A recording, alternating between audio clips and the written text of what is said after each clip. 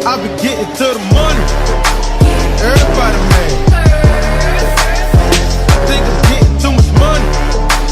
Everybody mad. What's up, Wealth Babe? Welcome back to the channel. If you're new, welcome to the channel. Be sure that if you haven't already to hit that subscribe button and also click the bell to turn on post notifications so that you don't miss out on any of the wealth building content released here on this channel.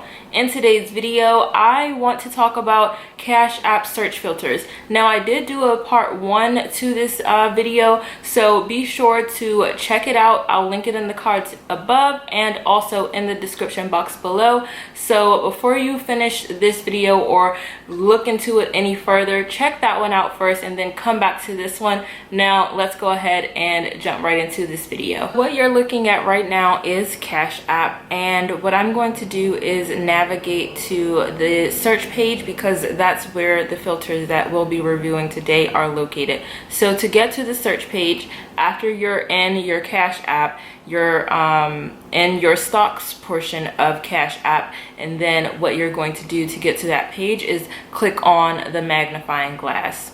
So after you click the magnifying glass, you'll be brought to the search page.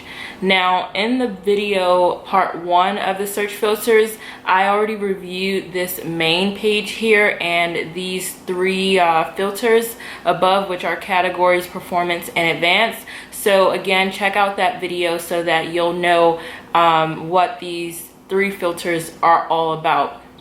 But in today's video, what I want to talk about is the subcategories, and I didn't review that in the part 1, so I want to take the time to review that now. So basically what is going to happen is that you'll see all of the tiles, which are categories for your stocks that you may want to look up, that are obviously present on Cash App.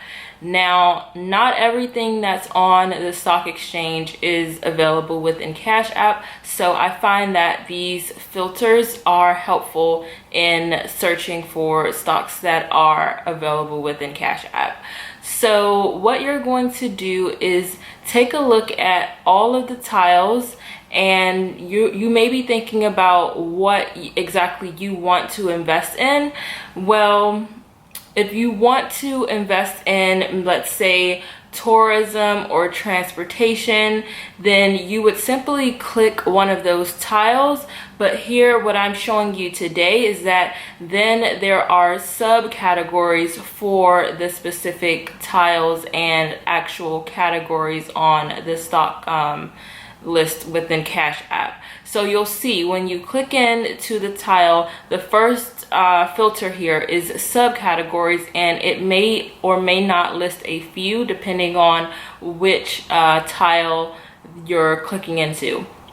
So the first tile that I randomly chose was tourism, and within tourism you'll see that the subcategories are hotels and resorts, travel websites, airlines, and cruises. Now, you can obviously click one, but if you needed to, you can click more than one so that you can broaden your options if you wanted to expand the avenues that you're interested in investing in. But I find that if you don't really know what you want to invest in, then come out to the Cash App search section, look into each of these tiles, or the tile that you know you have an idea that you want to get into but not exactly. You can then come to the subcategory, click on one of the subcategories or multiple, and apply that subcategories, and you'll get your search results within the Cash App's results list. So all of the categories, which are also the tiles, have subcategories except ETF. So you'll notice that when I click into ETF, the only 2 filters that are apparent are performance and advanced.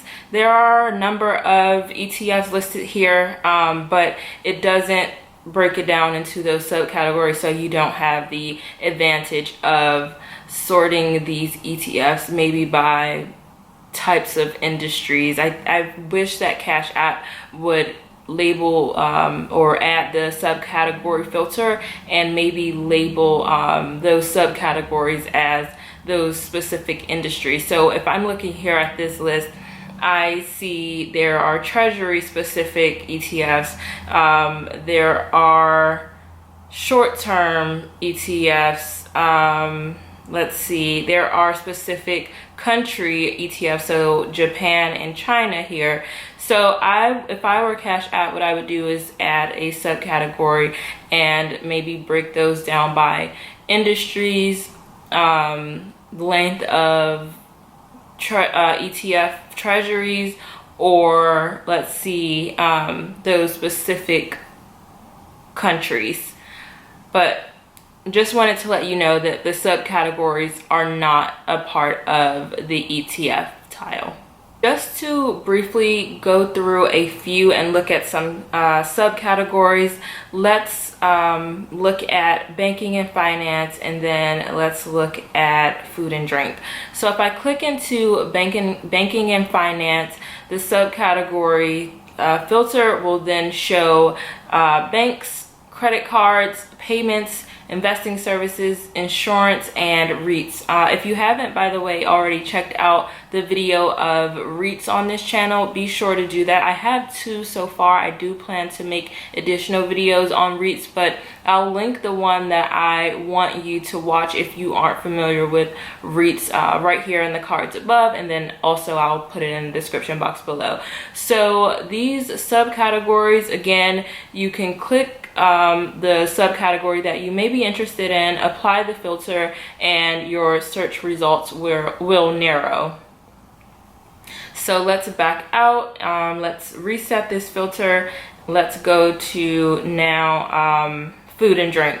So within food and drink, the subcategories are restaurant, fast food, grocery, drinks, and farm products. If you want to look, let's say, at farm products, what you would do is just click the subcategory and then apply the filter, and you'll see that Cash App only has 4 results that appear in this list. So food and drink specific to farm and farm products. That's it for now, Wealth Babe. Be sure to check out part 1 to the video again, because if you haven't already, you probably aren't familiar with the other 2 filters that I'm sure you've seen in this video, which are performance and the advanced search filters. So those I expand on in part 1. Be sure to check that out.